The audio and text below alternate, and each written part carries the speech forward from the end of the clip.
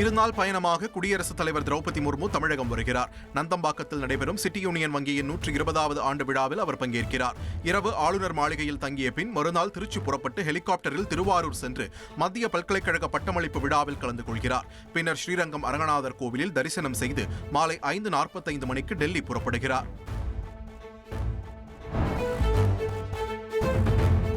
மிகவும் கடினமான சூழ்நிலைகளில் இந்தியாவும் ரஷ்யாவும் எப்போதும் தோளோடு தோள் நின்று பணியாற்றி வருவதாக பிரதமர் நரேந்திர மோடி தெரிவித்தார்.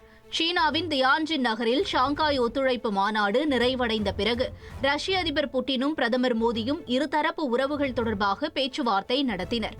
அப்போது பேசிய பிரதமர் மோடி ரஷ்ய அதிபர் புட்டினை சந்திப்பதை மறக்க முடியாத அனுபவமாக எப்போதும் உணர்வதாக தெரிவித்தார். இருதரப்பினருக்கும் இடையே தொடர்ந்து பல உயர்மட்ட சந்திப்புகள் நடந்துள்ள நிலையில் இந்த ஆண்டு டிசம்பரில் நடைபெறும் நமது 23வது உச்சி மாநாட்டிற்காக 140 கோடி இந்தியர்கள் புட்டின் வருகைக்காக ஆவலுடன் காத்திருப்பதாக தெரிவித்தார். மிகவும் கடினமான சூழ்நிலைகளிலும் இந்தியாவும் ரஷ்யாவும் எப்போதும் தோளோடு தோள் நின்று பணியாற்றி வருவதாக தெரிவித்த பிரதமர் மோடி நமது நெருங்கிய ஒத்துழைப்பு இரு நாட்டு மக்களுக்கு மட்டுமல்ல உலகளாவிய அமைதி, ஸ்திரத்தன்மை மற்றும் செழிப்புக்கும் முக்கியமானது என்றும் தெரிவித்தார். மேலும் யுக்ரைனுடனான மோதலை விரைவில் முடிவுக்கு கொண்டு வந்து நீடித்த அமைதியை நிலைநாட்ட ஒரு வழியை கண்டுபிடிக்க வேண்டும் என்றும் இது முழு மனித குலத்தின் அழைப்பு என்றும் பிரதமர் நரேந்திர மோடி குறிப்பிட்டார். யுக்ரைன் விவகாரத்தில் இந்தியா, சீனா மேற்கொண்ட முயற்சிகளை மதிப்பதாக ரஷ்ய அதிபர் புட்டின் தெரிவித்தார். ஷாங்காய் ஒத்துழைப்பு மாநாட்டில் உரையாற்றிய ரஷ்ய அதிபர் புட்டின் அலாஸ்காவில் கடந்த மாதம் அமெரிக்க அதிபர் டிரம்ப் உடனான சந்திப்பில் எட்டப்பட்ட புரிந்துணர்வுகள் யுக்ரைன் நெருக்கடிக்கு தீர்வு காண ஒரு வழியை திறந்துள்ளதாக குறிப்பிட்டார். இந்த விஷயத்தில் இந்தியா, சீனா உள்ளிட்ட நாடுகள் மேற்கொண்ட முயற்சிகள் மற்றும் முன்மொழிவுகளை மதிப்பதாகவும் ரஷ்ய அதிபர் புட்டின் தெரிவித்தார். ரஷ்ய அதிபர் புட்டின் காரில் சுமார் 1 மணி நேரம் பயணம் செய்த பிரதமர் நரேந்திர மோடி பல்வேறு விஷயங்கள் குறித்து பேசியதாக தகவல் வெளியாகியுள்ளது. சீனாவின் டியான்ஜின் நகரில் ஷாங்காய் ஒத்துழைப்பு அமைப்பு மாநாட்டில் பங்கேற்ற பின் இந்தியா மற்றும் ரஷ்யா இடையிலான இருதரப்பு சந்திப்பில் பங்கேற்க பிரதமர் மோடியும் ரஷ்ய அதிபர் புட்டினும் ஒரே காரில் பயணம் செய்தனர். இது தொடர்பாக எந்தவிதமான தகவலும் முன்கூட்டியே வெளியாகாத நிலையில் திடீரென பிரதமர் மோடி ரஷ்ய அதிபரின் காரில் ஏறி பயணம் செய்தது ஊடகத்தினர் மத்தியில் ஆச்சரியத்தை ஏற்படுத்தியது. ரஷ்ய அதிபரின் அதிக பாதுகாப்பு மிகுந்த கவச வாகனத்தில் பயணித்த பிரதமர் மோடி சுமார் 1 மணி நேரம் பல்வேறு விஷயங்கள் குறித்து பேசியபடி நேரத்தை செலவழித்ததாக ரஷ்ய ஊடகங்கள் தகவல் தெரிவித்துள்ளன. பனிப்போர் மனநிலையை எதிர்க்க வேண்டும் என சீன அதிபர் ஜி ஜின்பிங் தெரிவித்தார். ஷாங்காய் ஒத்துழைப்பு மாநாட்டில் பேசிய அவர் 2ஆம் உலகப் போர் குறித்த சரியான வரலாற்று கண்ணோட்டத்தை நாம் ஊக்குவிக்க வேண்டும் என்று தெரிவித்தார். மேலும் பனிப்போர் மனநிலையை எதிர்க்க வேண்டும், மோதலை தடுக்க வேண்டும் என்றும் உறுப்பு நாடுகளை சீன அதிபர் ஜி ஜின்பிங் கேட்டுக் கொண்டார். வேறுபாடுகளை மதித்து தகவல் தொடர்புகளை பராமரித்து ஒற்றுமை மற்றும் ஒத்துழைப்பை வலுப்படுத்த வேண்டும் என்றும் சீன அதிபர் வலியுறுத்தினார்.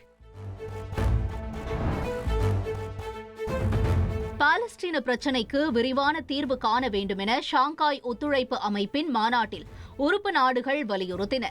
காசாவில் இஸ்ரேலிய மோதல் தொடர்ந்து அதிகரித்து வருவதற்கு தங்கள் ஆழ்ந்த கவலையை தெரிவித்த உறுப்பு நாடுகள் ஏராளமான உயிரிழப்புகளுக்கும் காசா பகுதியில் பேரழிவு தரும் சூழ்நிலைக்கும் வழிவகுத்த செயல்களுக்கு கண்டனம் தெரிவித்தன. மத்திய கிழக்கில் அமைதி மற்றும் ஸ்திரத்தன்மையை உறுதி செய்ய ஒரே சாத்தியமான வழி பாலஸ்தீன பிரச்சினைக்கு விரிவான மற்றும் நியாயமான தீர்வு காண்பதுதான் என்பதை உறுப்பு நாடுகள் குறிப்பிட்டுள்ளன.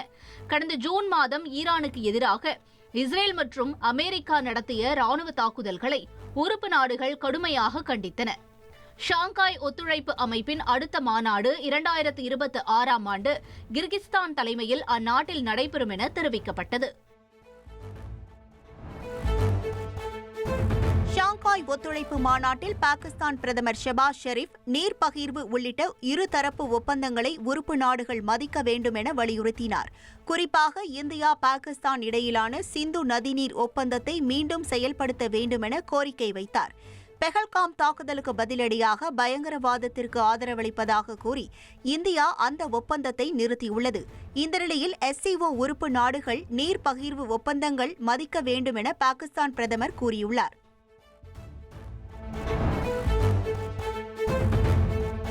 முதலீடுகளை ஈர்ப்பதற்காக முதலமைச்சர் மு.க.ஸ்டாலின் ஜெர்மன் சென்ற நிலையில் 3201 கோடியில் ஒப்பந்தங்கள் கையெழுத்தாகியுள்ளன.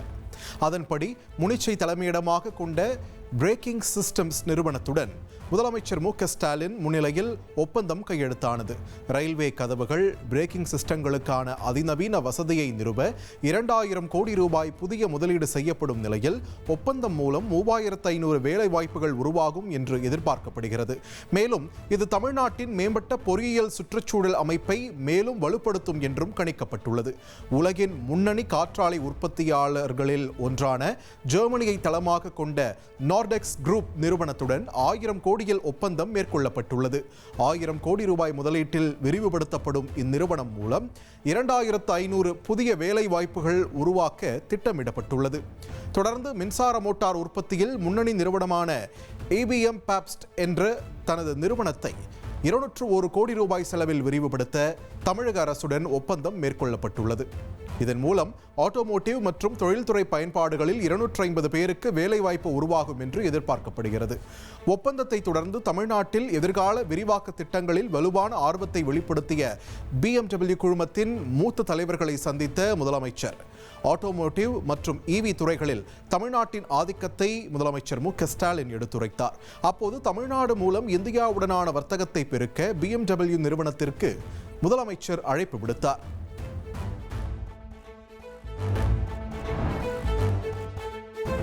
சென்னை சென்றுள்ள முதலமைச்சர் மு.க.ஸ்டாலின் அங்குள்ள கிளாசிக் ரெமிஸ் டசல்டாஃப் என்ற பழங்கால கார்கள் வைக்கப்பட்டுள்ள அரங்கில் பார்வையிட்டார். இதுகுறித்து எக்ஸ் தளத்தில் பதிவிட்டுள்ள அவர், இந்தியாவின் டெட்ராய்ட் என்று அழைக்கப்படும் சென்னையில் இருந்து கார் உற்பத்தி மற்றும் ஆட்டோமொபைல் துறையின் தாயகமான ஜெர்மனிக்கு வந்துள்ளதாக குறிப்பிட்டுள்ளார்.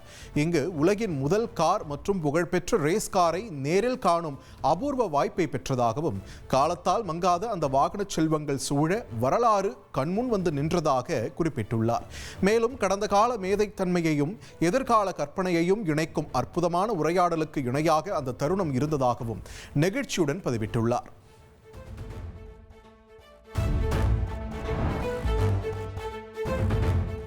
ஆன்லைன் மூலம் ஆர்டர் செய்த சாப்பாட்டில் கரப்பான் பூச்சி கிடந்த விவகாரத்தில் பாதிக்கப்பட்டவருக்கு 12,000 ரூபாய் இழப்பீடு வழங்க பிரபல உணவகத்துக்கு சென்னை நுகர்வோர் நீதிமன்றம் உத்தரவிட்டுள்ளது. தூத்துக்குடி மாவட்டம் மந்தித்தோப்பு பகுதியைச் சேர்ந்த அபிநயா முத்து என்பவர் ஸ்விக்கி செயலி மூலம் பிரபல உணவகத்தில் மதிய உணவு ஆர்டர் செய்துள்ளார். அதில் இறந்த நிலையில் கரப்பான் பூச்சி கிடந்ததைக் கண்டு அதிர்ச்சி அடைந்துள்ளார். சாப்பிட்ட சிறிது நேரத்தில் அவருக்கு மயக்கமும் ஏற்பட்டுள்ளது. சேவை குறைபாட்டுடன் செயல்பட்ட உணவகத்திடம் 50,000 ரூபாய் இழப்பீடு பெற்றுத்தரக் கோரி சென்னை வடக்கு நுகர்வோர் நீதிமன்றத்தில் அபிநயா முத்து புகார் மனு தாக்கல் செய்தார். உணவு பாதுகாப்புத்துறை அதிகாரிகளின் உணவகத்தின் உணவு விநியோக பகுதியில் பல்வேறு குறைபாடுகள் இருப்பதை கண்டறிந்தனர். மனுவை விசாரித்த நுகர்வோர் நீதிமன்றம் தரமற்ற உணவை விநியோகித்து சேவை குறைபாடுடன் செயல்பட்டதால் மனுதாரருக்கு 10,000 ரூபாய் இழப்பீடும் வழக்கு செலவாக 2,000 ரூபாயும் வழங்க வேண்டும் என உணவகத்துக்கு உத்தரவிட்டது.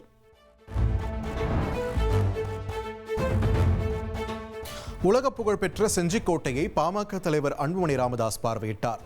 செஞ்சிக்கோட்டை யுனெஸ்கோ பாரம்பரிய தளமாக அறிவிக்கப்பட்டுள்ளது. இந்த நிலையில் செஞ்சிக்கோட்டைக்கு சென்ற பாமக தலைவர் அன்புமணி ராமதாஸ் அங்கு ராஜா கோட்டை, வெடிமருந்து கிடங்கு, தானிய கிடங்கு, பீரங்கி மேடை, யானைக்குளம் உள்ளிட்ட இடங்களை பார்வையிட்டார்.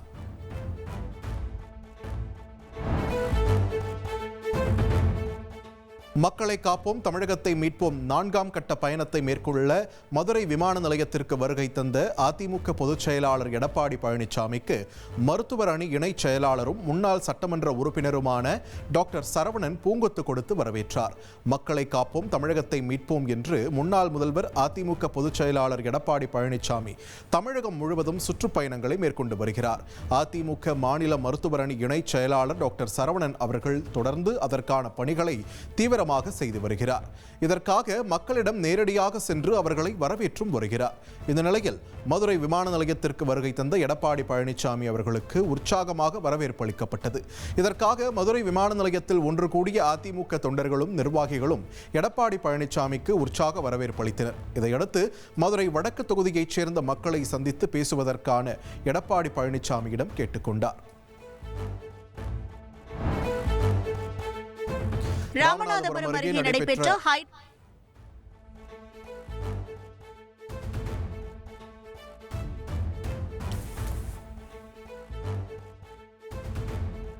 ராமநாதபுரம் அருகே நடைபெற்ற ஹைட்ரோ கார்பன் பணியை தடுத்து நிறுத்தி விவசாயிகள் ஆர்ப்பாட்டத்தில் ஈடுபட்டனர்.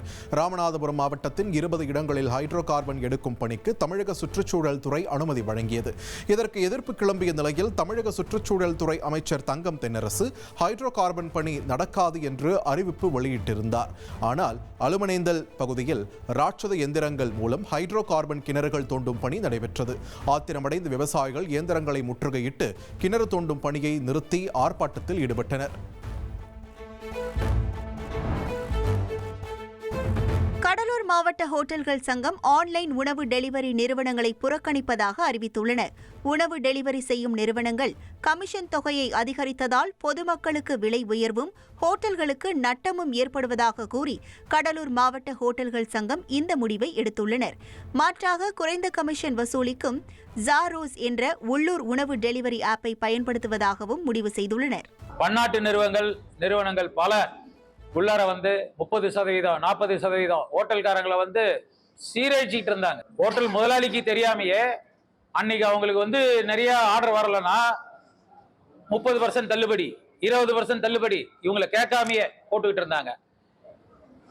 திடீர்னு பார்த்தா மாச கடைசியில வரும் 2 லட்சம் ரூபா 3 லட்சம் ரூபா ஒரு ஹோட்டலுக்கு பில்லு. சேலம் ரயில் நிலையம் அருகே மர்மமான முறையில் கண்டெடுக்கப்பட்ட சிறுவனின் சடலத்தால் அதிர்ச்சி ஏற்பட்டுள்ளது. சேலம் ரயில் நிலையம் அருகே உள்ள மின்மாற்றியின் கீழ் சிறுவனின் சடலம் ஒன்று இருப்பதாக போலீசாருக்கு தகவல் தெரிவிக்கப்பட்டது.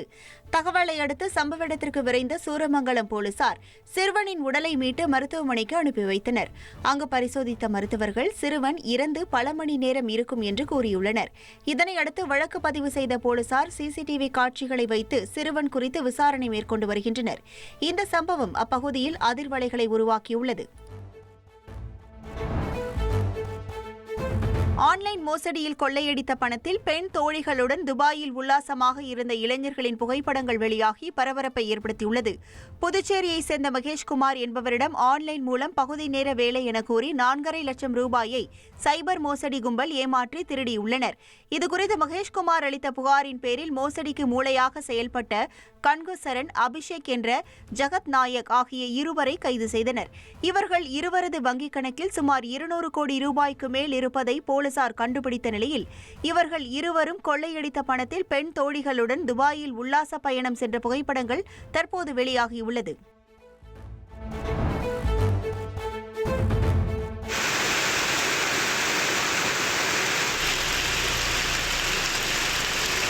நீலகிரி மாவட்டத்தில் கொட்டி தீர்த்த மழையால் பொதுமக்களின் இயல்பு வாழ்க்கை வெகுவாக பாதிக்கப்பட்டுள்ளது.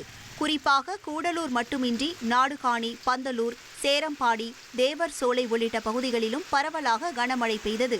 4 மணி நேரமாக இடைவிடாது பெய்த மழையால் அங்கு கடும் குளிர் ஏற்பட்டு பொதுமக்கள் கடும் அவதிக்கு உள்ளாகியுள்ளனர்.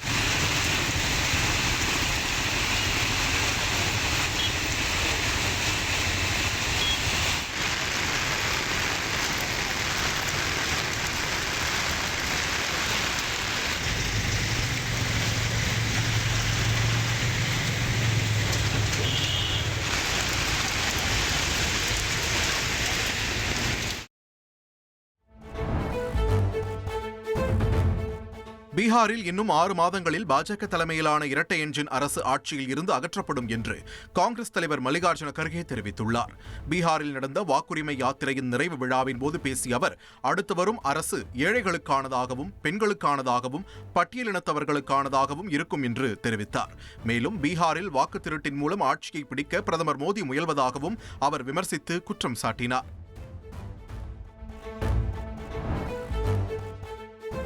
உத்தரப்பிரதேச மாநிலத்தில் தன்னை சந்திக்க வந்த சிறுமியின் டாக்டர் ஆசையை நிறைவேற்றுவதாக உபி முதல்வர் உத்தரவாதம் அளித்த சம்பவம் நெகிழ்ச்சியை ஏற்படுத்தியுள்ளது. உத்தரப்பிரதேச மாநிலம் தலைநகர் லக்னோவில் ஜனதா தர்ஷன் என்னும் பெயரில் அம்மாநில முதலமைச்சர் யோகி ஆதித்யநாத் மக்களை சந்தித்து அவர்களது கோரிக்கைகளை நிறைவேற்றி வருகிறார். இந்நிலையில் தன்னை சந்திக்க வந்த மாயரா எனும் சிறுமி தான் மருத்துவர் ஆக வேண்டும் என கூறியதால் அதற்கு தேவையான நடவடிக்கைகளை மேற்கொள்ளுமாறு அதிகாரிகளுக்கு அவர் உத்தரவிட்டார்.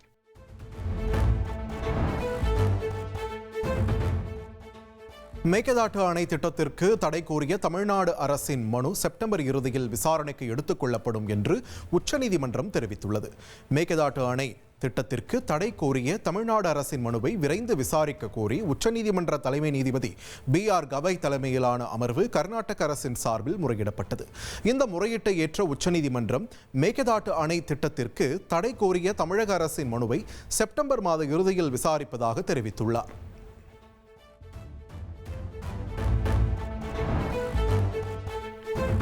முன்னாள் அமைச்சர்களுக்கு எதிரான நிதி முறைகேடு புகார்கள் மீது விரைந்து நடவடிக்கை எடுக்க வேண்டும் என காவல்துறையினருக்கு சென்னை உயர்நீதிமன்றம் உத்தரவிட்டுள்ளது. அதிமுக ஆட்சிக் காலத்தில் அமைச்சராக இருந்த SP வேலுமணி 98 கோடியே 25 லட்சம் ரூபாய் முறைகேடு செய்ததாக லஞ்ச ஒழிப்புத்துறை வழக்கு பதிவு செய்திருந்தது. இந்த வழக்கில் குற்றப்பத்திரிகை தாக்கல் செய்ய சென்னை உயர்நீதிமன்றம் உத்தரவிட்டிருந்தது. இந்த உத்தரவை அமல்படுத்தவில்லை என கூறி தாக்கல் செய்யப்பட்ட நீதிமன்ற அவமதிப்பு வழக்கு மீண்டும் விசாரணைக்கு வந்தது. லஞ்ச ஒழிப்புத்துறை தரப்பில் தாக்கல் செய்யப்பட்ட கூடுதல் மனுவில் அதிகாரிகளுக்கு எதிராக வழக்கு தொடர அரசு அனுமதி பெற வேண்டியுள்ளதாக லஞ்ச ஒழிப்புத்துறை தரப்பில் ஆஜரான ராஜ் திலக் தெரிவித்தார். அரசியல்வாதிகளுக்கு எதிரான வழக்குகளில் மட்டும் ஏன் இவ்வளவு கால தாமதம் ஏற்படுகிறது என்று கேள்வி எழுப்பிய நீதிபதி அரசு நிதி சம்பந்தப்பட்ட விவகாரங்களில் விரைந்து நடவடிக்கை எடுக்க வேண்டும் என அறிவுறுத்தினார். முன்னாள் அமைச்சர்களுக்கு எதிரான வழக்குகளில் காவல்துறையினர் பொறுப்புடன் நடந்து கொள்ள வேண்டும் எனவும் நீதிமன்றம் விதித்த காலக்கெடுவுக்குள் நடவடிக்கை எடுக்க வேண்டும் எனவும் உத்தரவிட்ட நீதிபதி விசாரணையை செப்டம்பர் 19ஆம் தேதிக்கு தள்ளி வைத்தார். கோவை மாவட்டம் சூலூரில் விமானப்படை முன்னாள் வீரர்கள் கேரள மக்களுடன் இணைந்து ஓணம் பண்டிகையை கொண்டாடினர். இதில் திருவாதிரை களி, மோகினி ஆட்டம் உள்ளிட்ட கேரள பாரம்பரிய கலை நிகழ்ச்சிகள் மக்களை கவர்ந்தன. பெண்களின் நடனம், செண்டை மேளத்துடன் கூடிய மக்களின் ஆட்டம் உற்சாகத்தை ஏற்படுத்தின. இந்த நிகழ்வில் கேரள கிளப் தலைவர் மார்க்கெட் ஜான்சன், முன்னாள் அமைச்சர் வேலுச்சாமி, சட்டமன்ற உறுப்பினர் VP கந்தசாமி உள்ளிட்டோர் கலந்து கொண்டனர். அமெரிக்கா இந்தியாவுடன் மிக குறைந்த வணிகத்தை செய்வதாகவும் ஆனால் இந்தியா தங்களிடம் மிகப்பெரிய அளவிலான பொருட்களை விற்பதாகவும் அமெரிக்க அதிபர் ட்ரம்ப் தெரிவித்துள்ளார்.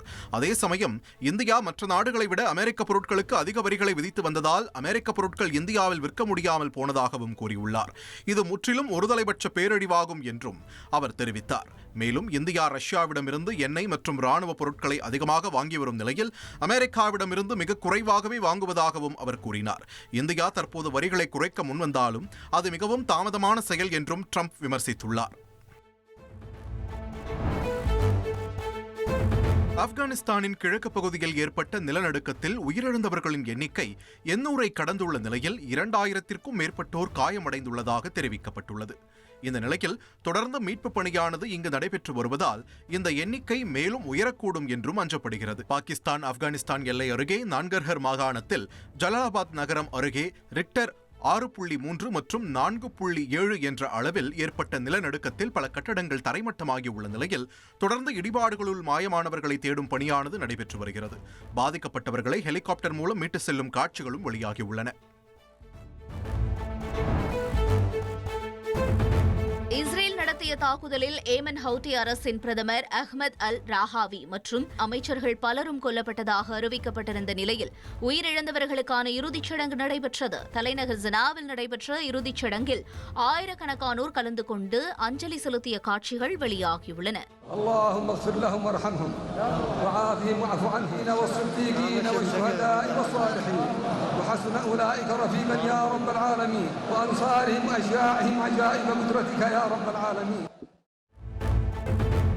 சவுதி அருகே செங்கடல் பகுதியில் வந்து கொண்டிருந்த இஸ்ரேலின் எண்ணெய் கப்பலை தாக்கியது ஏமன் தான் என அந்நாட்டு அரசாங்கம் ஒப்புக்கொண்டுள்ளது. பாலஸ்தீன துறைமுகங்களை நோக்கி செங்கடல் அல்லது அரேபிய கடற்பகுதி வழியாக வரும் கப்பல்களை பாலஸ்தீன மக்களுக்கு ஆதரவளிக்கும் நோக்கில் அழிப்போம் என ஏமன் அரசாங்கம் தரப்பில் தெரிவிக்கப்பட்டுள்ளது. இந்த தாக்குதல் பாலஸ்தீனத்துக்கு எதிரான இஸ்ரேலின் தாக்குதல் நிறுத்தப்படும் வரை தொடரும் எனவும் தெரிவித்துள்ளது. கோபி நயினார் இயக்கத்தில் ஆண்ட்ரியா நடிப்பில் உருவாகியுள்ள மனுஷி திரைப்படத்தின் சில காட்சிகளை மாற்ற சென்னை நீதிமன்றம் உத்தரவிட்டுள்ளது. ஆண்ட்ரியா நடிப்பில் உருவாகியுள்ள இந்த திரைப்படத்தில் போலீஸ் லாக்கப்பில் ஒரு இளம்பெண் அனுபவிக்கும் சித்திரவதைகளை கருவாக வைத்து உருவாக்கியுள்ள இந்த படம் தணிக்கை குழுக்கு சென்றபோது இப்படத்துக்கு சான்றிதழ் வழங்க தணிக்கை குழு மறுத்தது. இதனை எதிர்த்து தயாரிப்பாளர் வெற்றிமாறன் சென்னை உயர்நீதிமன்றத்தில் தொடர்ந்த வழக்கில் படத்தை பார்த்த நீதிபதி மனுஷி படத்தில் கடவுள், அறிவியல், நம்பிக்கை, சித்தாந்த சித்தாந்தம், அடையாளம் ஆகியவை குறித்து வெளிப்படையான உரையாடல்கள் இடம்பெற்றுள்ளது. சில காட்சிகளை மாற்றியமைத்து 2 வாரங்களில் சென்சார் போர்டுக்கு மீண்டும் விண்ணப்பிக்க வேண்டும் என உத்தரவிட்டார்.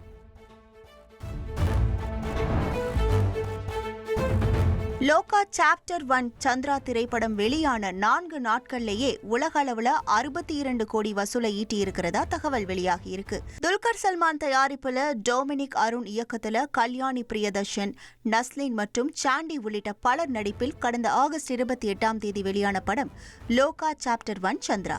இந்த படம் முதல் நாள்ல வெறும் 2.7 கோடி ரூபாய் வசூல தொடங்கிய நிலையில 4வது நாளா 9.75 கோடி ரூபாய் வசூல அள்ளி கேரளால ஓணம் வின்னராவே மாறியிருக்கு. குறிப்பா இந்திய அளவுல 24 கோடியும் உலக அளவுல 62 கோடி ரூபாயும் வசூலிச்சிருக்காம்.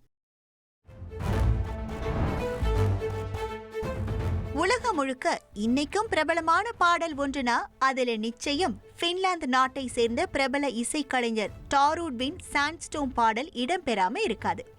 2000 ஆண்டு காலகட்டத்துல பல அரங்கங்களை நடன பிரியர்கள் அதிர வைக்க காரணமாயிருந்த ஹிட் பாடல்கள் வரிசையில இதுவும் ஒண்ணு. இந்த பாடலின் 25வது ஆண்டு தினத்தை கொண்டாடுற விதமா பின்லாந்துல நூற்றுக்கணக்கான இசை ரசிகர்கள் இணைந்து ஃபன் ரன் அப்படிங்கிற மகிழ்ச்சி ஓட்டத்துல கலந்துகிட்டாங்க.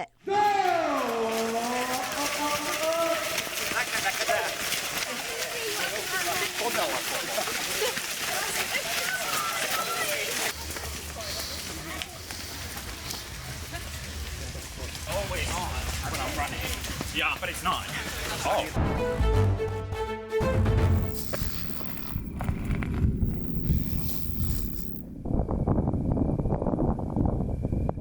ஐரோப்பாவின் மிகப்பெரிய எரிமலையான எட்னா எரிமலையின் ஆபத்தான அழகை ரசிப்பதற்காக சுற்றுலா பயணிகள் பலரும் அங்கு குவிந்து வரும் நிலையில் சில அறிவுறுத்தல்களை மீட்புக் குழுவினர் வழங்கியுள்ளனர். தீப்பிழம்புகளை வெளியேற்றி வரும் எட்னா எரிமலையிலிருந்து குறைந்தது 50 மீட்டர் தொலைவில் இருக்க வேண்டும் என்ற விதிமுறைகள் கடைபிடிக்கப்படுவதை உறுதி செய்ய மீட்புக் குழுவினர் தொடர்ந்து அங்கு பணியாற்றி வருகின்றனர்.